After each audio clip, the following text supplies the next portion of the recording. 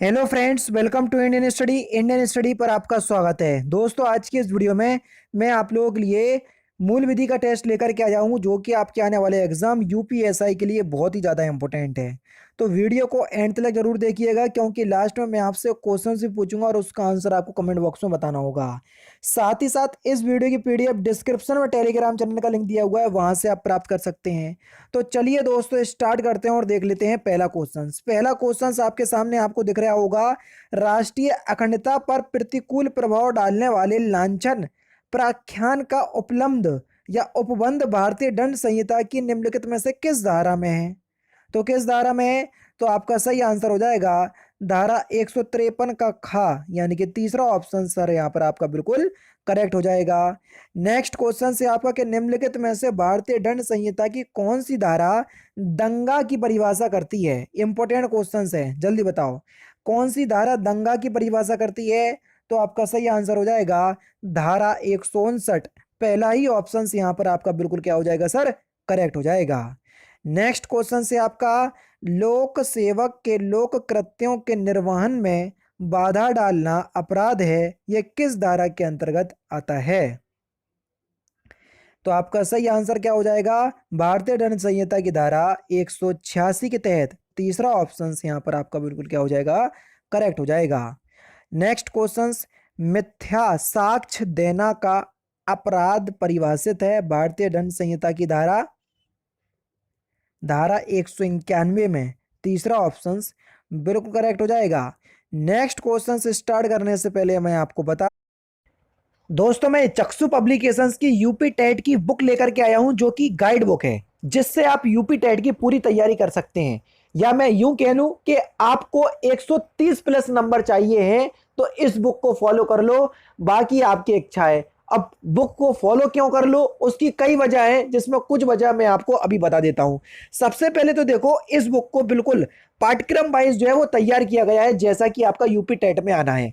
अच्छा, इस बुक में जो आपके क्वेश्चन समाहित हैं वो 3000 से ज्यादा क्वेश्चंस आप लोगों के लिए प्रोवाइड करवाए हुए हैं। अच्छा, ये क्वेश्चंस आप लोगों के लिए यूजफुल है कि नहीं है, तो वो चीज देखने के लिए या वो चीज आपको खुद को परखने के लिए इन लोगों ने दो सॉल्व पेपर दे दिए लास्ट ईयर के, 2020 के और 2018 के। इससे आपको ये पता चल जाएगा कि यूपी टेट में किस तरीके के एग्जाम में किस तरीके के क्वेश्चन जो है वो आपके पूछे जाते हैं। ठीक है। और सबसे अच्छी खासियत मुझे इस बुक की क्या लगती है कि कोई भी चैप्टर हो उससे संबंधित एमसीक्यू और कोई भी सॉल्व पेपर हो उससे पूरा एक्सप्लेनेशन वाइज इन लोग पूरा सॉल्यूशन जो है वो आप लोगों को प्रोवाइड करवाते हैं। ना मानो तो एक बार नजर डाल लीजिए आप। ये बुक बिल्कुल नवीनतम पाठ्यक्रम के अनुसार जो है वो आप लोगों के लिए तैयार की गई है, जो कि आपका नवीनतम पाठ्यक्रम यानी कि सिलेबस है। ठीक है। यूपी टेट के 1 से 5 साल के पिछले वर्षों के हल प्रश्न पत्र का विश्लेषण चार्ट भी यहाँ पर आपको दिया हुआ है, ताकि आप जो है वो बहुत अच्छे से अपनी तैयारी जो है वो कर सकते हैं। ये विषय सूची में आपके सारे सब्जेक्ट और सारे भाग बताए गए हैं। भाग 1 में बाल विकास एवं शिक्षण विधियां, उसके बाद हिंदी में क्या क्या आपको आना है, ठीक है, फिर उसके बाद इंग्लिश लैंग्वेज में क्या क्या आना है, फिर उसके बाद गणित में क्या क्या आना है, ये सारे कुछ जो है वो आपको प्रोवाइड करवाया गया है। और इस बुक को ही तैयार इसीलिए किया गया है ताकि आप लोग 130 प्लस नंबर जो है वो लेकर के आ जाए। ठीक है। ये सॉल्व पेपर है, आप देख लीजिए 2020 का, इसकी सॉल्यूशन भी दिया हुआ है। पहले तो आपके पूरे क्वेश्चंस हैं, ठीक है, फिर उसके बाद इसका बिल्कुल सॉल्यूशन दिया हुआ है। जी आंसर शीट हो गई, फिर देखो आराम से पूरा सॉल्यूशन दिया हुआ है, उत्तर वो भी व्याख्या सहित, जो कि सबसे इंपॉर्टेंट बात है। अच्छा, ये बुक आप ऑफलाइन मार्केट या ऑनलाइन मार्केट कहीं से भी परचेज कर लो, मुझे मतलब नहीं है। नहीं तो आप सोचो कि मैं बता रहा हूं, आप मेरे ही लिंक से परचेज करो। डिस्क्रिप्शन में लिंक है, आपकी अगर इच्छा हो तो उस लिंक से परचेज कर लेना, वरना आप ऑफलाइन मार्केट में जहां भी आपका बुक डिपो है पास में जाकर के परचेज कर सकते हो, कहीं भी कोई दिक्कत नहीं है। ये देख लीजिए सर, इन लोगों की स्टडी गाइड के साथ साथ आपकी ये प्राथमिक स्तर का यूपी टेट का सॉल्व पेपर यानी कि प्रैक्टिस सेट भी आता है। तो पहले बुक से आप अच्छे से पढ़ लो, फिर उसके बाद आप जो है वो प्रैक्टिस सेट से तैयारी भी कर सकते हो। ठीक है। सारी चीज जो है वो आप कर सकते हो, इसलिए मैंने आपको बता दिया। फिर भी आपका कोई डाउट हो तो मेरे से कमेंट बॉक्स में पूछ लीजिएगा। आप देख लेते हैं नेक्स्ट क्वेश्चन। नेक्स्ट क्वेश्चन से आपका कि बलात् संघ की पीड़ित का परिचय प्रकटन भारतीय दंड संहिता की किस धारा के अंतर्गत दंडनीय है? तो आपका सही आंसर क्या हो जाएगा? धारा 228 का। नेक्स्ट क्वेश्चन, निम्नलिखित में से किस बाद में आपराधिक मानव वध और हत्या में अंतर स्पष्ट स्पष्ट किया गया था? किस वाद में? तो आपका सही आंसर हो जाएगा रेग बनाम गोविंदाबाद। चौथा ऑप्शन करेक्ट। नेक्स्ट क्वेश्चन आपके सामने, के एम नानावती बनाम स्टेट ऑफ महाराष्ट्र एक प्रमुख वाद है, किससे संबंधित? तो आपका सही आंसर हो जाएगा गंभीर एवं अचानक प्रकोपन के संबंध में। चौथा ऑप्शन करेक्ट।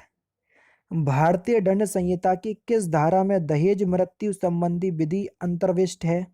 बोल तो रहा हूं टॉप 500 क्वेश्चंस लेकर के आ रहा हूं, 10 से 15 दिन में ये कंप्लीट हो जाएंगे। ठीक है, आपका क्या दायित्व बनता है, वीडियो का लाइक का टारगेट मैं 500 रखता हूं, तो कम से कम 500 लाइक तक जरूर पहुंचाइएगा।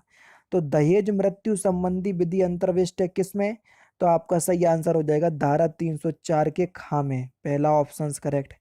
नेक्स्ट क्वेश्चन, भारतीय दंड संहिता की किस धारा में फिरौती के लिए व्यपरण का उपबंध है? जल्दी बताइए, तो किस धारा में है?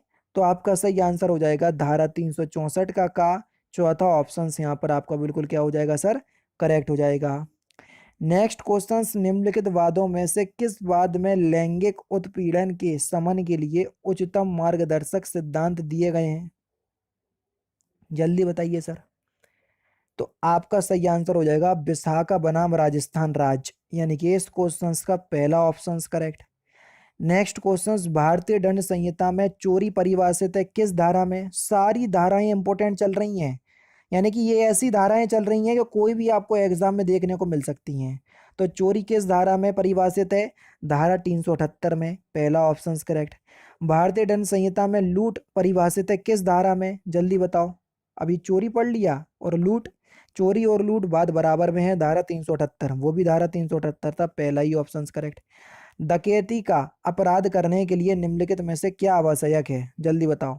डकैती का अगर अपराध करना चाह रहे हैं तो उसके लिए क्या आवश्यक है? तो आपका सही आंसर क्या हो जाएगा सर? ऑप्शन नंबर डी, चोरी या उद्दपन, यानी कि इस क्वेश्चन का चौथा ऑप्शन बिल्कुल करेक्ट हो जाएगा। नेक्स्ट क्वेश्चन से आपका, क्या राम गुस्से में श्याम को मारने का प्रयत्न करता है? श्याम को ऐसी स्थिति में प्राइवेट प्रतिरक्षा का अधिकार भारतीय दंड संहिता की किस धारा में होगा? जल्दी बताइए। क्वेश्चन नंबर 89, तो किस धारा में होगा? धारा 97 में, यानी कि इस क्वेश्चन का पहला ऑप्शन जो है वो आपका बिल्कुल क्या हो जाएगा सर, करेक्ट हो जाएगा। नेक्स्ट क्वेश्चन से आपका, कि किस मामला में आत्मरक्षा का अधिकार उपलब्ध नहीं होगा? अगर आपको अपनी आत्मरक्षा करना है तो किस मामले में उपलब्ध नहीं होगा वे अधिकार?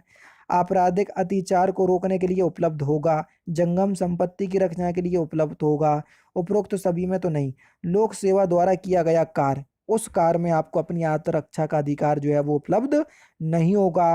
पहला ऑप्शन यहाँ पर आपका बिल्कुल करेक्ट। लोक सेवक का मतलब पुलिस या सिपाही से होगा, क्योंकि अगर आपने कोई अपराध किया हुआ है, पुलिस वाला आपको पुलिस वाला पकड़ रहा है लेकिन आप पकड़ाई में नहीं आ रहे हैं, तो उस वो आपके लिए कुछ भी जोर जबरदस्ती कर सकता है। ठीक है, लेकिन उस टाइम अगर आप आत्मरक्षा के अधिकार को मांगेंगे तो नहीं दिया जाएगा। आत्मरक्षा का अधिकार क्या है? जल्दी बताओ। क्वेश्चन नंबर 91, अपने शरीर के प्रति अपराध से प्रतिरक्षा, बिल्कुल है।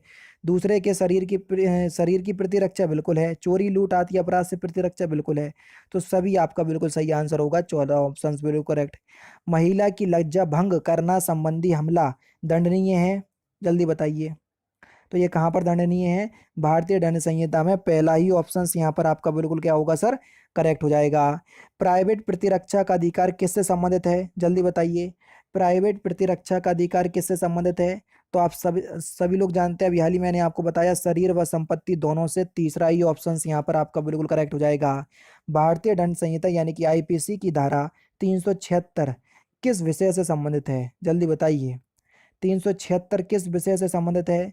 तो आपका सही आंसर हो जाएगा बलात्कार, यानी कि दूसरा ऑप्शन यहाँ पर आपका बिल्कुल करेक्ट हो जाएगा। बहुत इंपॉर्टेंट धाराएं चल रही हैं, ध्यान रखना। दहेज प्रतिषेध अधिनियम का मुख्य उद्देश्य क्या है? क्वेश्चन नंबर 95, दहेज प्रतिषेध अधिनियम का मुख्य उद्देश्य क्या है? तो आपका सही आंसर हो जाएगा दहेज लेने पर प्रतिबंध करना, बिल्कुल ठीक है। दहेज देने पर प्रतिबंध लगाना, ये भी बिल्कुल ठीक है। ए और बी दोनों ही ठीक है, तीसरा ऑप्शन करेक्ट। दहेज की परिभाषा दी गई है किस धारा में? जल्दी बताइए। क्वेश्चन नंबर 96, दहेज की जो परिभाषा है वे दी गई है आपकी धारा 2 में। पहला ही ऑप्शन बिल्कुल करेक्ट हो जाएगा। दहेज में क्या शामिल नहीं है? जल्दी बताइए।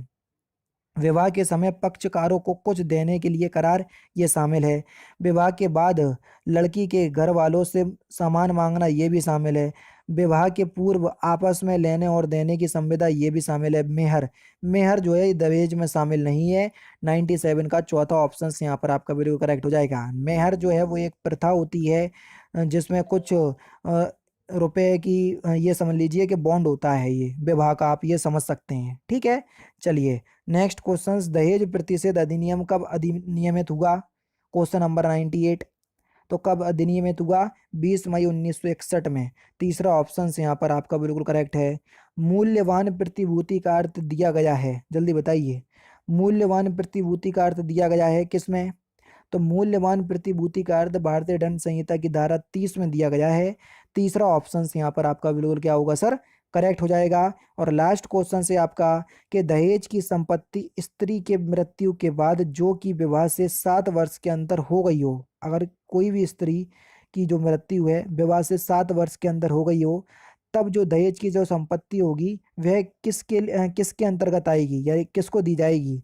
माता पिता को, यदि संतान है तो उसे, या दोनों को, या पति को? तो इस क्वेश्चंस का आंसर सर आप मुझे कमेंट बॉक्स में बताएंगे। तो दोस्तों ये थे आपके आज के क्वेश्चंस, बहुत ही इंपॉर्टेंट, जो कि आपके एग्जाम यूपीएसआई के लिए बहुत ही ज़्यादा इंपॉर्टेंट है। ध्यान रखना, इसी वीडियो से आपको एक ना एक क्वेश्चंस देखने को मिल जाएगा। अगर आप बिल्कुल अच्छे से वीडियो देख रहे हैं तो इस क्वेश्चंस का आंसर आप मुझे कमेंट बॉक्स में बताइएगा। साथ ही साथ वीडियो की पीडीएफ डिस्क्रिप्शन में टेलीग्राम चैनल का लिंक दिया हुआ है, वहाँ से आप प्राप्त कर सकते हैं। तो दोस्तों फिलहाल की वीडियो में सिर्फ इतना ही। अगर आपको वीडियो पसंद आए तो प्लीज़ दोस्तों वीडियो को लाइक कीजिए, शेयर कीजिए और साथ ही साथ हमारे चैनल को सब्सक्राइब करना ना भूलें, क्योंकि मैं रोजाना इसी तरह के वीडियोस आप लोगों के लिए लाता रहता हूँ। नमस्कार दोस्तों, जय हिंद, जय भारत।